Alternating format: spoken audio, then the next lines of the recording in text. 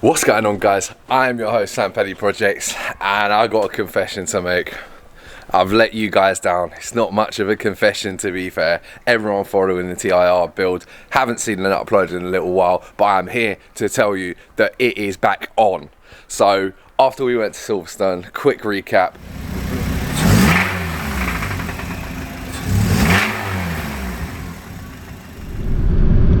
Dead. Boys, we're dead. I repeat, we're dead. Turned off. Yeah, boy, completely. Blew up the K20 in it, and it's been a little bit difficult to decide where I want to go with it. Obviously, finances permitting, but I'm here with some big news that you've probably read in the thumbnail, you've probably read in the title. So without further ado, let's get back to business on Project TIR.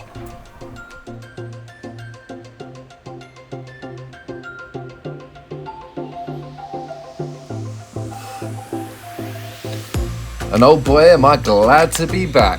So let's kick off proceedings by removing this battery. There's a couple 10mm bolts that's holding the clamp to the car, to the battery. And once that's out of the way, let's remove this induction kit. And we're making a lot of space already just by removing these two components. So the aim of the game here is to clear as much space as possible to be able to get this engine out smoothly. So I'm doing this by myself, so it's going to be a lot more difficult than when you have another person. So I want to make sure that I'm doing everything as right as I can possibly do it. So we're going to get this scuttle out of the way. Okay, so we're less than an hour in. Excellent progress. So I'm just going to run you through what I've done at the moment. So as you would have seen, batteries out, couple of 10mm, straight out of there, two connections and the bracket. Induction kit. So I've taken that off. I'll just show you where all the fixings are on this. So this is a DIY kit. So bought the pipe separately and replaced a few connectors. That's the original one.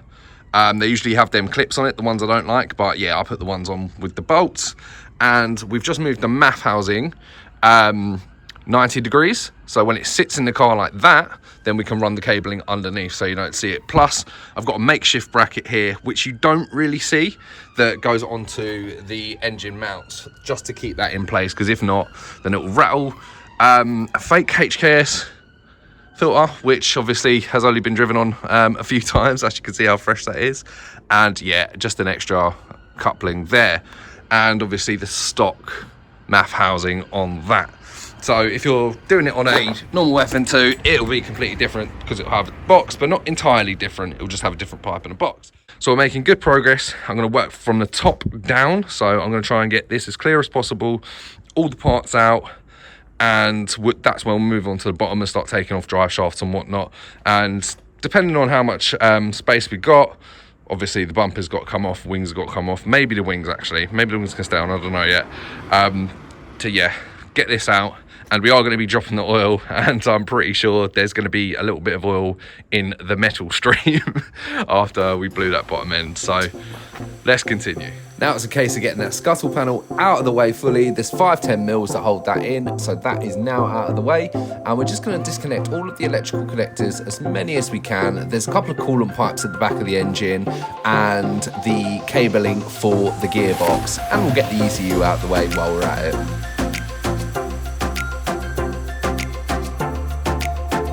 All right, so we got a bit further. So we've taken off the cables for the shifter. It goes onto the gearbox, and best practice, put these little clips back on, and obviously put the retaining clips back onto the cable. So down there, as you can see, there's my clutch damper bypass. So I've basically just removed that from the hard line that goes to the gearbox, if we want to focus. So I've got that out of the way. I've also removed the ECU as well. Just to give me some clearance. I'm going to have to move this fuse box as well, but I'm not going to worry about that just at the moment, just because we are taking it out with the gearbox attached. So basically you come up, you twist, and I'm sure you'll see that on the video. So our air conditioning line, we got this depressurized before and we never got it pressurized again. So I will be wearing some PPE just in case there's any residual, but we've had this off, so the line should be completely dead anyway. There shouldn't be any gas in there at all whatsoever. So we'll be taking this off as well. We'll just disconnect it from the car here, so then that can come out with the engine. But this car still has fluids in it, so I'm gonna start removing the front bumper because the exhaust has got to come off, drive shafts have got to come off, and we've got to drain all the fluids, and we need to take off the radiator and condenser. So, well, it's gonna be a long day, but let's get it done. So as we're trying to speed run this and get this done in a day, let's start taking off the trims, the wheels and the bumper, because we need to take all of this off because I need to drop the suspension to be able to get the drive shafts out. But prior to that, we need to take the nuts off of the drive shafts. So at the moment, I'm just putting the car in the air on some axle stands and just prepping it so I have the most amount of access that I'm going to need. We're also going to have to take off a part of the exhaust as well, but we can just take off the decap pipe. And as you can see here, I've removed the grille and I'm just removing the headlights as well. So these brackets come off in one unit with the headlight, and that's just a few 12 mils on that. And moving on to the crash bar, and that's 4 12 mils on either side. So let's whip that off. Anyone would think I've done this before.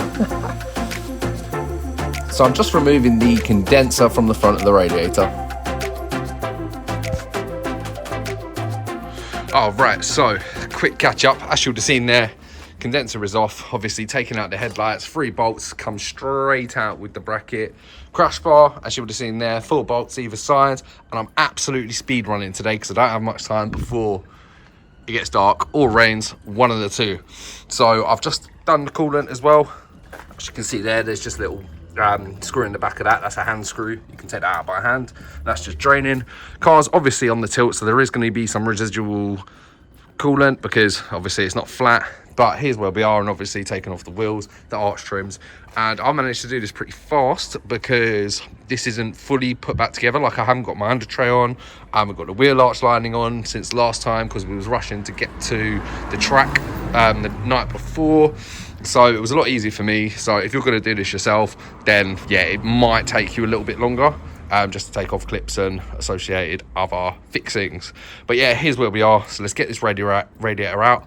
Let's get the cross member out of the way, and then we can remove some more electrical connectors, get onto removing the exhaust and just getting it ready to actually take out the engine bay. I'm going to take off the wings as well, just in case they get damaged. But super progress, speed run. So yeah, hopefully we can get that K24 in behind me into the car soon. And it's just started raining, and once we get it in, I'm not sure about the engine management. I don't know whether I'm going to be able to swap things over and tune them to do what they're supposed to do. But as you can see by what I'm wearing, I'm going to have to give the boys at Dyno Days a call, see if that's possible. If not, we'll have to go piggyback or aftermarket ECU.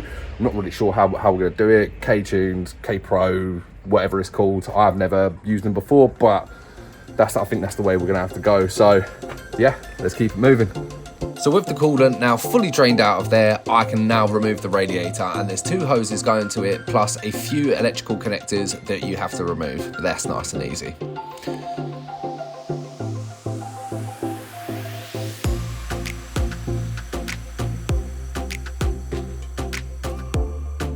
So there is my decap pipe. There's 2 bolts holding it to the manifold, and we've whipped that out. And I'll show you exactly where the 4 bolts are that connect it to the rest of the exhaust. And you have 2 connectors for both banks of your O2 sensors. Easy clip.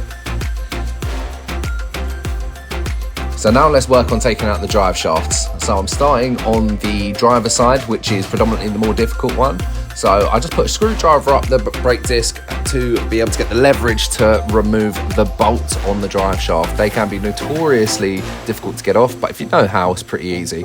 And I've whipped off the caliper and I've just cable tied it out of the way because I need to drop this suspension to get the clearance to actually manage to get this drive shaft out. So this drive shaft is a little bit different to the other side because it does have a bracket which bolts onto the back of the engine. So that's just what I'm getting at now. So it's a little bit difficult to film, but there's 3 bolts on the actual bracket that goes onto the engine. So you can kind of see where 2 are there, and there's one pesky one hiding up the top.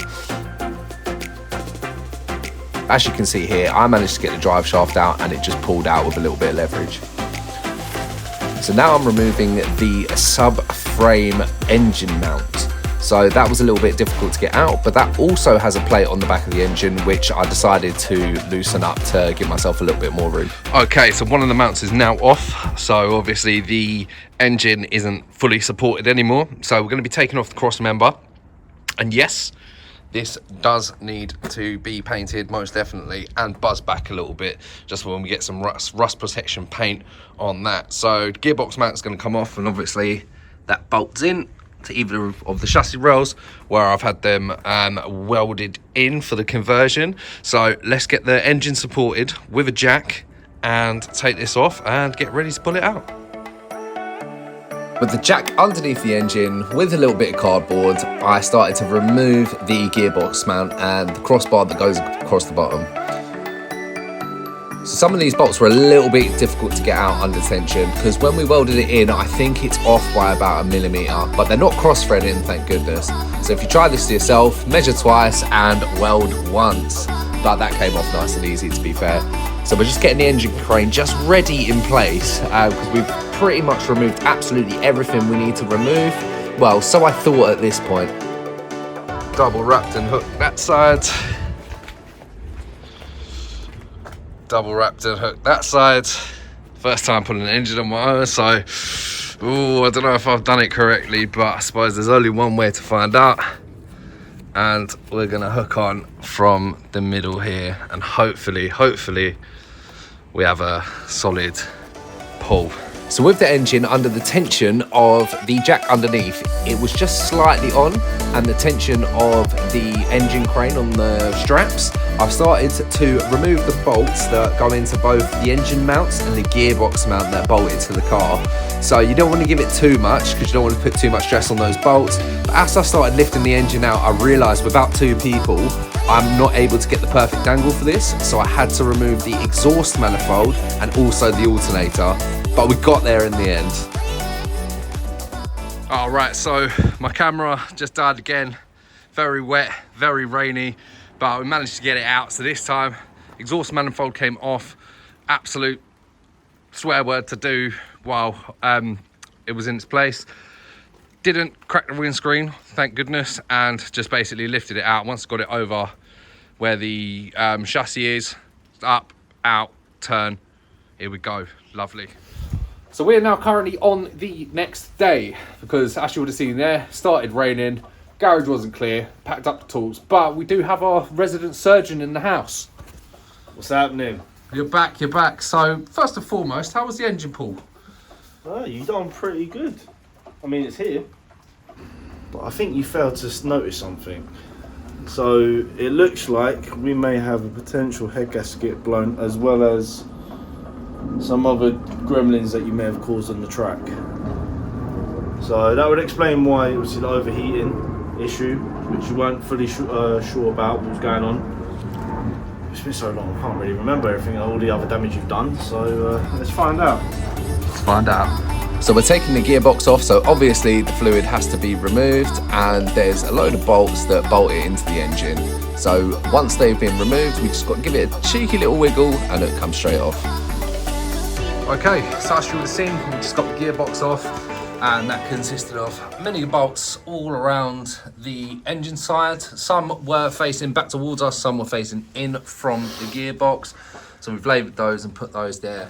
Now, on first inspection, looks a little bit burnt, but I drive it, so that's probably why. I'm gonna get the flywheel and clutch off now and get it ready to go on the engine stand. So that's your next task, mate. You can assemble that. So with some good progress being made, Jordan decided to take off the clutch and the flywheel. And yeah, the clutch definitely looks a bit blue from the amount of times I burnt it.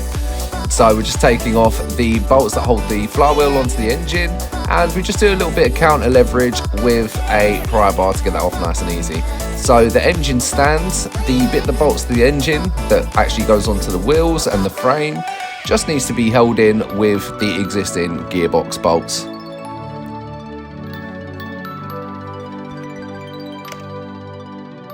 So we've made a slight discovery. Alright, so looking at all the shit that's built up along here, all this horrendous oil, that's not meant to be like that. That is meant to sit in there. If it focuses, that little circle thing in the middle. That's one first discovery we found. But I think we all know what we want to see, don't we? We do. Let's drop this oil. Let's drop it. Oh, that does not look good. That is just metal in it. That is a lot of metal there. How many bearings do you think are in there? I reckon only one. One bearing's worth of metal in that. I'm gonna say. I have never seen anything like I'm that. gonna say rod number 2. I'm gonna go rod 1. Oh my god, it's like a heart.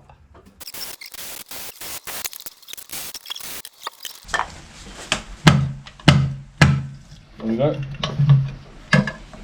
Yeah, no, it's off.